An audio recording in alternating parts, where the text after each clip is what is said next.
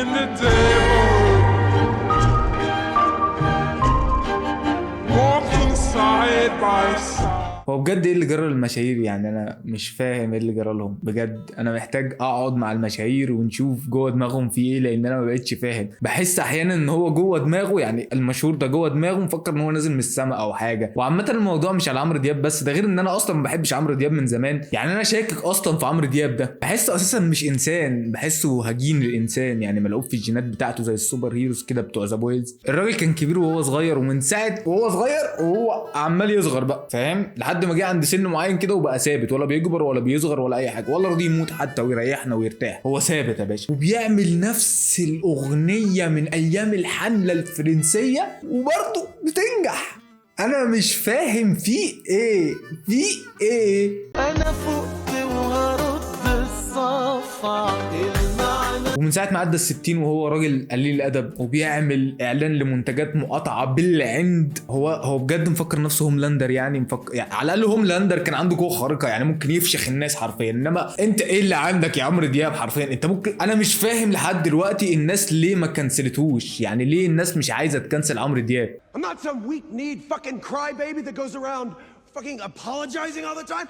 And why the fuck would you want? انا بجد مش فاهم هي الناس مستحمله ليه بجد. يعني من مده كده في حفله عالميه، يعني حفله الاوسكار لتوزيع الجوائز يعني، فكان في واحد كده اسمه كريس روك مطلعينه يعني عشان يروش كده على المسرح، يقعد يهزر يضحك الناس، يعني مهرج القريه زي حالاتي كده. فالمهم الراجل الروش اللي هو دم خفيف راح جه متريق على مرات ويل سميث. فويل سميث زي اي راجل محترم ما قبلش الاهانه على مراته بنت فراح جه قايم طرخ مديله بالقلم، اللي هو ازاي انت تتريق على مراتي، فاهم؟ ده اقل حاجه انا كنت اعملها. انا كان ممكن مثلا اقوم اديله واحده دبل كيك اقلبه على دماغه، انت فاهم؟ انت متخيل؟ ومن ساعتها عينك ما تشوف الا النور. الراجل مش اتكنسل بس، الراجل حرفيا اتداس على وشه، مع ان ده حقه. يعني انت لو بصيت لها ده حقه. تخيل الجماعه كده، واحد في الشارع روش على الجماعه كده ولا حاجه، انت هتعمل ايه؟ انت فاهم؟ ده حتى الناس مش مكفيهم ان هم كنسلوه، يعني هم خلاص كنسلوه وعملوا له مقاطعه وبتاع، لا مش مكفيهم، هم حرفيا كارهين ان هو بيتنفس. لا يا معلم انت بتتنفس، لا احنا مش ما تتنفسش من الهواء بتاعنا، فاهم؟ وده المجتمع الغربي اللي انتوا بتقلدون في كل حاجه. يعني ليه مش مقاطعين بقى عمرو دياب؟ انا مش فاهم. ما انتوا تقلدوا دول في كل حاجه، ما تقلدون في دي؟ مش فاهم انا. يعني تنجش تامر حسني من الكلام ده؟ تامر حسني اللي بيصطاد في المايه العكره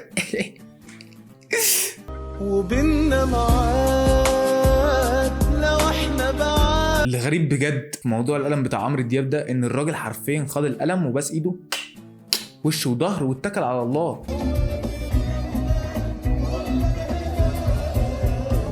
بدل ما يرد له القلم 2 ولا يديله بالشلوط ولا حتى يبص له بصه من فوق لتحت، لا لا لا لا، هو خد القلم والسلام عليكم. اكتفى بس بان هو يعمل اكونتات على التيك توك، هو واخته وجده. حق جاي المصفوع من عمرو دياب، اخت المصفوع من عمرو دياب، اخت الجد المصفوع من عمرو دياب، او المصفوع من عمرو دياب.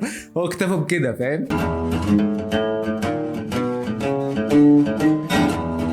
تحس كومبارس مثلا، وده الدور اللي هو المطلوب منه يعمله، ان هو يطلع يتضرب بالقلم. او تحس مثلا ان عمرو دياب ده سيدو. بقى احنا خلاص بقى نرجع لزمن العبوديه، بقينا كلنا عبيد عند المشاهير اصلا. وعمرو دياب بجد يعني بشوفه بيعامل معظم الناس على انهم عبيد، يعني كلاب عنده، فاهم؟ اللي هو كان في مره بيقول فين الحيوان بتاع السواق، الحيوان بتاعنا فين السواق؟ هو ازاي السواق اصلا؟ يعني ليه السواق ده ما طلعش فوق حافه المقطم وراح جبته ناطط بيه ونط من العربيه شبه توم كروز كده وساب عمرو دياب يتحرق وريحنا وارتاح؟ ليه ما عملش كده؟ بس برضه يعني حركه غير متوقعه من الراجل اللي بيغني حبيبي يا نور العين يا شاغل يعني من فتره لما جه واحد صور مروان بابلو وهو ماشي بالعربيه، فراح جه مروان بابلو كشم له وقال له هو ينفع كده؟ مروان بابلو اللي بيغني في التراكات بتاعته ما بيثقش في اي راح جه مديله كلمتين وخلاص على كده. حبيبي يا بابلو ده مروان بابلو. انما حبيبي يا نور العين بيضرب بالقلم، يا نهار اسود، ده الدنيا خلاص، ده الناس كلها بقى كله بيضحك على كله. اوعى تدي الامان لاي حد. عموره بيضرب بالقلم، عموره. انا مش مصدق الصراحه بجد ان عموره ضربه بالقلم. تعال اتفرج على احمد شيبه، اتفرج على احمد شيبه والراجل بيشوح راح جه ضربه في وشه وقال له حبيبي فوق راسي. اللهم صل يا عم فداك اي حاجه. اتفرج على محمد منير اللي حرفيا اتشال من على المسرح والراجل خده ومشي، طلع بيه طلعه قعد يلف بيه على افراح وبتاع، ورجعه تاني والراجل ولا طلع ولا اشتكى وكمل الحفله اكن مفيش اي حاجه.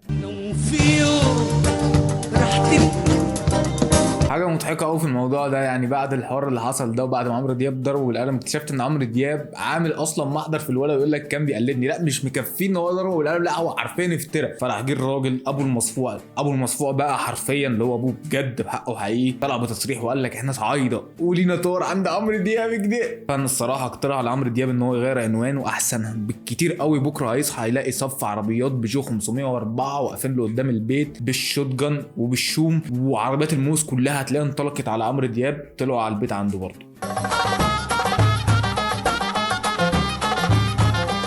واتاري عمرو دياب ابن اللذينه شغال على نفسه وكل يوم تمارين كارديو وكل يوم جيم وحديد وبتاع. عشان كده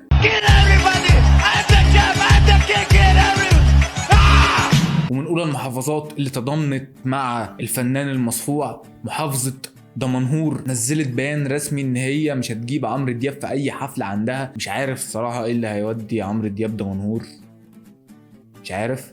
بس عامة كده انا مبسوط لان سوق عمرو دياب في محافظة البحيرة اتدمر، يعني كده تقريبا 50% من ارباح عمرو دياب خلاص انتهت. فاتمنى كل المحافظات تعمل زي ما دمنهور عملت. دمنهور اللي انا بقالي 3 سنين بدرس فيها ومش بحبها انا، لا اكتشفت ان دمنهور احلى دولة، احلى بلد. حاسس ان انا مؤمن الديوة او اتهاجمت من دمنهور.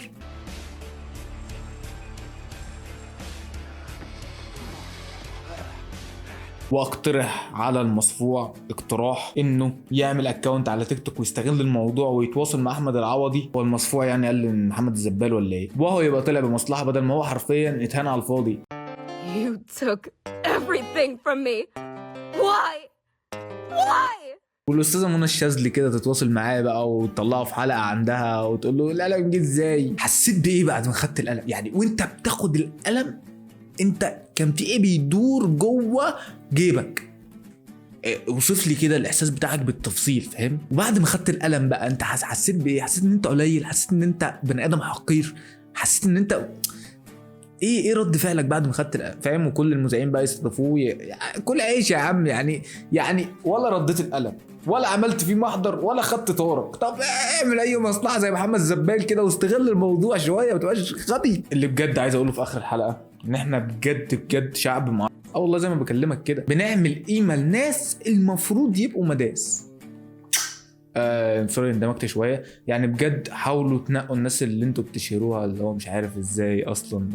اكيد محدش اختار عمرو دياب ان هو يبقى مشهور ولا محمد الزبال، فاهم؟ بس حاولوا تنقوا الناس. يعني واحد زي عبده صاحبي عبده الكينج ده طبعا المفروض يبقى افجر لاعب كوره في دولة مصر طبعا، وشيروه وبتاع ومش هيغزلكم زي محمد صلاح على الاقل ولا هيبيعكم. وشيروني انا طبعا عشان انا هحتل بلاش المخططات دي، بس انا هعمل جيش وهسميه جيش دشدش وهتحدى بيه جيش تامر حسني وجيش عبد الله تركي وهحتلهم.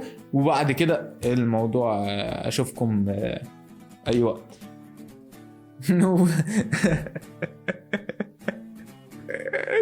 بس بجد محتاجين نعمل دراسه بجد ليه الناس الكبيره اما بقى، يعني ليه الناس اما بتكبر بتبقى ليله الادب بجد. هو خلاص هو مش همه حاجه، يعني اللي هو خلاص فاضل له كام سنه، اللي هو هتعملوا لي ايه يعني؟ هتموتوني؟ ما انا كده خلاص فاضل لي كام سنه. يعني شفت فيديو لعمر الشريف يعني طخ ايه يا جدع ما عندكش احساس؟ حبيبتي بقولك مش هجيبك بعد كده، استنوا دقيقه. بس كده يا شباب السلام عليكم. اعملوا لي لايك وسبسكرايب، اعملوا لي لايك وسبسكرايب اهم حاجه عشان اتشير. انتوا بقيتوا الشعب ابن اصفر الا من رحم ربي طبعا.